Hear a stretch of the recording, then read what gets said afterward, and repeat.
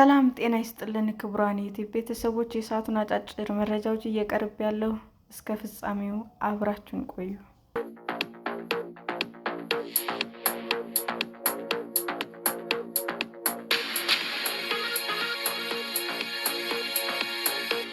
አንድ 110 ኪሎ ግራም ካናቢስ በሻንጣቸው ውስጥ የተገኘ የስሪላንካ መነኮሳት በቁጥጥር ስር ዋሉ።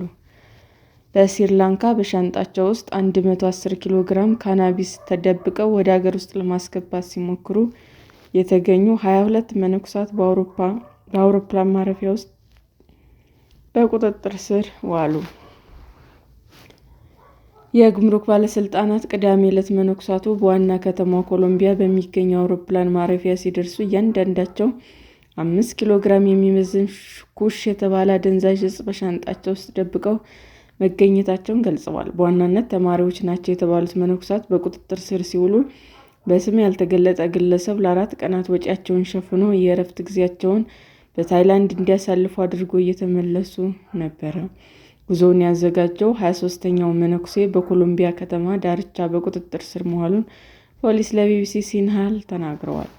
እንደ ተጠባባቂ የፖሊስ ቃል አቀባይ ገለጻ በጉዞ ያልተሳተፉ መነኩሴ ለሌሎች መነኮሳት እነዚህ ዕቃዎች በልገሳ የተገኙ ናቸው በማለት አንድ መኪና ዕቃዎች ለመውሰድ እንደሚመጣ ነግሯቸዋል።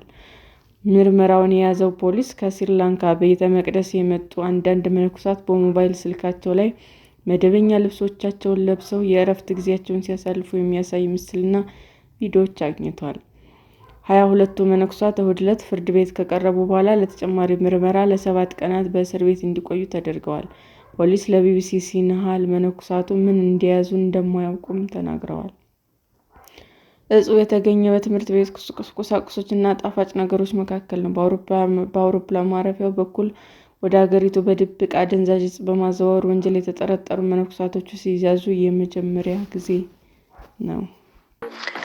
ሰላም ጤና ይስጥልን ውድ የዩቲዩብ ቤተሰቦቼ እንዴት ናችሁ?